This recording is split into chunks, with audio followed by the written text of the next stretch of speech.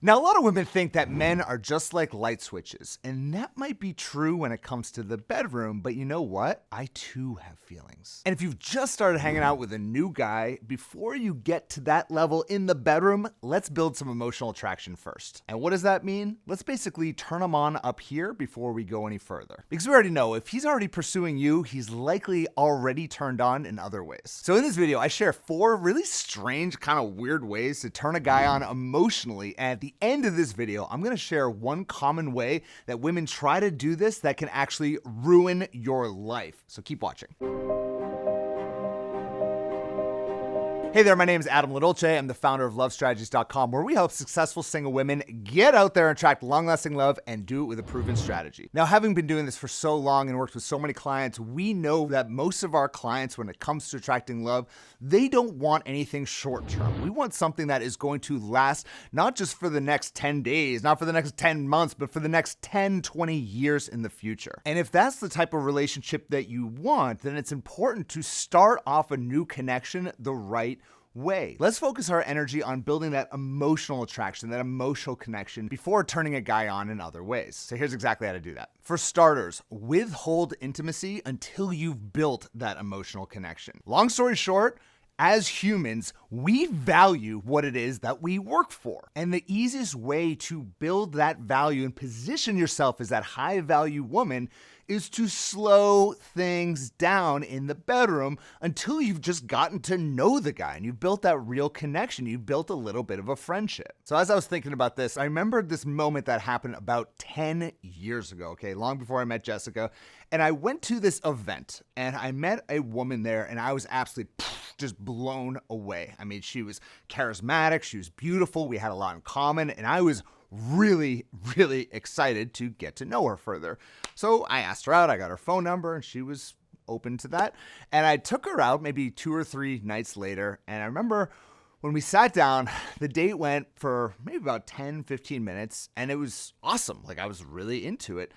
And she looks at me, and she pauses, and she says, "Look, can we skip all of this whole thing and go back to your place? I like to look for sexual compatibility before really getting to know someone." My jaw dropped to the floor. I'm not the type of guy that this happens to, okay? This is an unusual situation for me, and I remember just being completely thrown off my balance here. I didn't know what to do. It was like one of those moments that like a man we always desire this, like in the movies, we want this to happen. But the moment that this actually happened to me, it kind of killed the vibe. It was kind of like there was tension between the two of us. I was enjoying getting to know her, getting to know each other, and then she just kind of cut the tension immediately. Needless to say, honestly, it didn't go any further from that point, and it just kind of killed the whole conversation at that point. Honestly, I really wasn't that into it. She no longer was really that into it, and yeah, it just didn't work out. So at the end of the day, building an emotional connection with someone before it gets physically intimate is not only a great way to keep guys pursuing you, but it's also just a healthy way to date. And if you want some more weird stories like that into my past dating life, then please give this video a like. Don't forget to subscribe because I got a lot more coming for you very soon. The next way to turn a guy on an emotional level is to change your voice tonality to a little bit more soft and sensual. Now, if you're like many of my clients, you struggle to attract that kind of masculine man that you're looking for, that dominant, take charge guy, then it's possible you may need to learn how to step a little bit into your feminine, because ultimately masculine men who lean into their masculine tend to be more attracted to women who lean into their feminine. And ultimately, one of the quickest ways to lean into your feminine is listening to your voice tonality and being aware of your voice tonality. Even think of the way that I'm speaking right now. Imagine if I was talking like this, or there are any other ways that I could be speaking that would be certainly less masculine. And one of the things I certainly worked on when I started dating myself is being aware of my voice tonality when I was meeting women.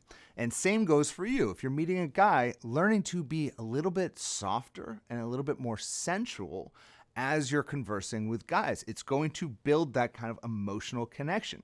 And the thing that I think a lot of people lose sight of when you're dating and going out and meeting new people, we lose sight of this one idea, that is that the words that you actually say that come out of your mouth, it matters way less than the way that you say it.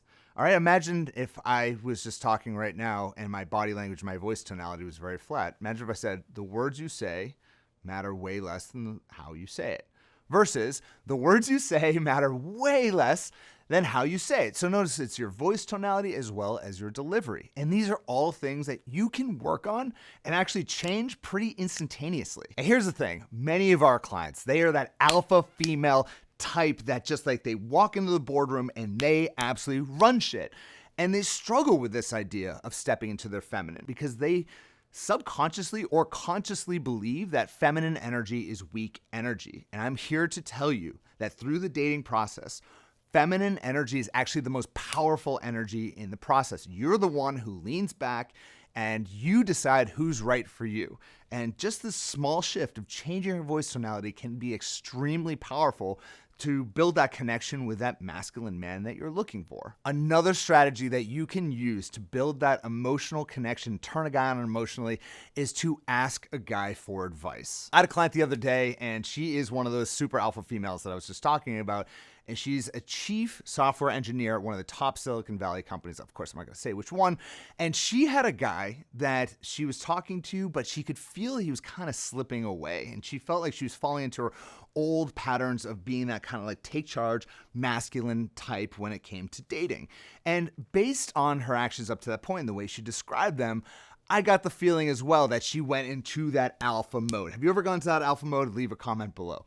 So what I told her to do is, at this point, just go ask him for some advice. And she says, what are you talking about? Ask him for advice? What type of, I don't need any advice from him. So I asked her, well, okay, do you want to feel wanted by this guy?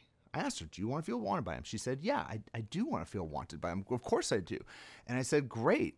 Well, he needs to feel needed by you. And it's not that men are intimidated by successful women. And I mean, of course, some men are intimidated by successful women, but most guys just need to feel needed in a connection. And one of the easiest ways to engage someone emotionally is just to ask them for some advice. It could be life advice. It could be even professional advice, although I probably wouldn't recommend that in many cases. I had a client the other day who was talking to a guy and she was asking for advice on where she should move. Like, what's a good neighborhood? Hey, I just want to run something by you. I have a quick question. What do you think is the best neighborhood in town for me to move? I'm kind of exploring different areas. And when you ask a guy for advice, you're going to see instantaneously his chest is going to go up and he's going to feel needed. He's going to lean into the conversation and he's going to want to guide you throughout that process. And it's an easy way to appeal to his kind of like hunter masculine side that just needs to feel needed by a woman. And the final way to connect with a guy on an emotional level is to just get out of the house and try something new together.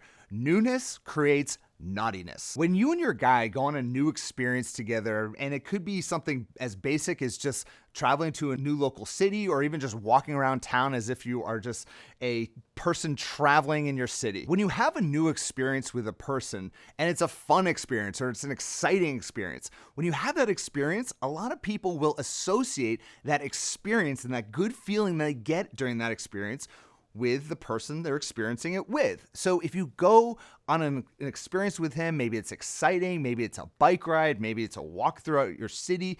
If you want to take it to the extreme, let's say you go skydiving together, okay? That's in the total extreme. When you go on some experience together and it's new and it's exciting, he's going to now associate that with you. And this is a powerful way of just reconnecting on a deep emotional level. And I call these emotional experiences. And our clients, once they go on maybe 2 or 3 dates with a guy, I highly recommend them actually organizing an emotional experience with their guy. It could be rock climbing. I had a client the other day who went rock climbing at a rock climbing gym with her guy. She'd never done it before. He'd never done it before. It created that adrenaline rush when they got to the top of the rocks together and they had so much fun and it just deepened that bond. Notice doing things like this are going to build that emotional connection and that emotional intimacy before it even gets physically intimate. And notice how much more that will create that bond. And I typically recommend that when our clients get to what I call little love step number 4, where we're going on dates and meeting lots of guys. And that's little love step number 4 out of our 7 little love steps. And if you want to learn all 7 little love steps, you can watch the training.